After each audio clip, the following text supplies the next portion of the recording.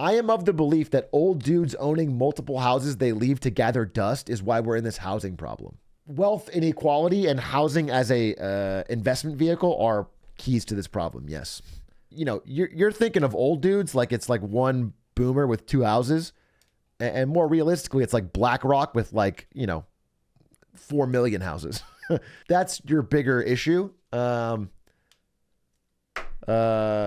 again, they will likely lose a fuck ton of money. The problem is, this is my biggest anger with all of this is that there's these stupid bets that larger corporations make that make them a little bit of money consistently with high risk. And so they just take out massive loans and they do them 1 million times and they print money and it goes really well. And then I'm waiting because I know this is fucking stupid. What you're doing is stupid and will lead to your downfall.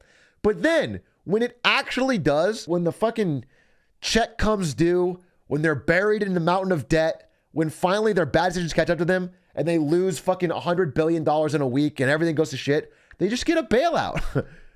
Like nobody goes to jail. Nobody is sent to the fucking poorhouse. The government comes in and bails them out. And that's the fucked part most of all.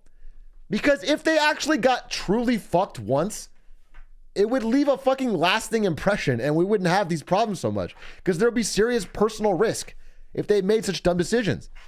But there's like this moral hazard where they almost are encouraged to do it. It's fucked.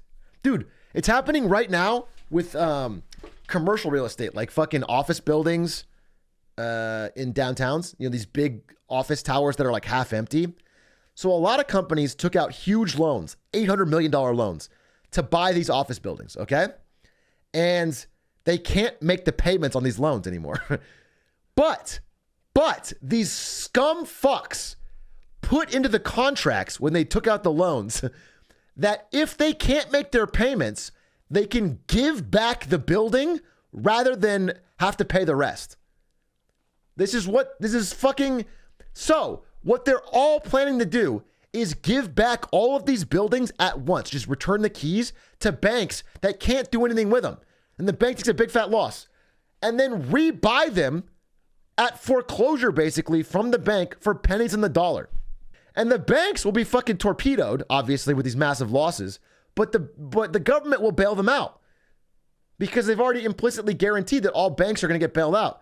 So they're basically just going to offload all the dumb decisions they made onto their nearest bank, and then the bank will get bailed out from the government. That's the fucking plan.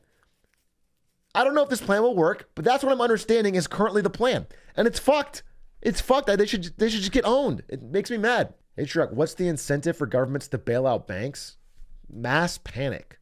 People that lose their money in a bank riot. If you have your money in fucking Charles Schwab and it goes under and you don't get your money, you lose your mind. But more importantly, rich people lose their mind because they have more than 200K in there. Bank runs scare people, cause mass societal panic, unrest. What pissed me off was Silicon Valley Bank, because that bailout was only for hyper wealthy fucking venture capitalists. Nobody who would have lost money in Silicon Valley Bank was like a fucking regular Joe. It was all incredibly wealthy people that probably would have made still 80 cents on the dollar for what they had. So it's frustrating, dude. It frustrates me because we you know, it's what it really is socialism for the rich. We actually do have socialism. It's just only for the rich. It's only for wealthy. Like everything is safe. They have a massive fucking safety net for many fuck ups. MLK literally said socialism for the rich, capitalism for the poor. Yeah, 100%. 100%. Because I don't know. It annoys me when it's already a rigged game, right? But then they play it so wrong that they fuck up and lose and then they get bailed out. That pisses me off.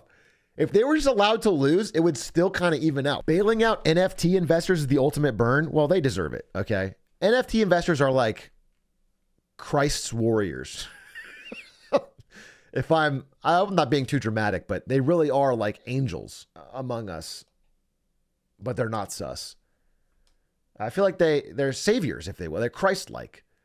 Like every time somebody buys an NFT, an angel gets their wings. They're the crewmates. Yeah. They're like the crewmates of life. Yeah, I know. I'm a big fan of MLK. I just like to ask dumb questions. I like that you have to like specify that you're a big fan of MLK. We stand it. He's making fan cams of MLK. MLK, I know it's unpopular. I think he was cool. He's kind of a daddy. Yeah. He kind of ate with that I have a dream speech. He kind of slayed. You know what I'm saying? Like, he left no crumbs. When he denounced systematic racism, he left no crumbs, dude. He's giving equality. I fuck with his vibes, dude. I swear to God, I fuck with his vibes. He busted it down activist style. So true. This is like the world's longest terrible SNL sketch. Zoomer goes back in time to the I Have a Dream speech. And it's like 8 minutes long and it gets progressively worse.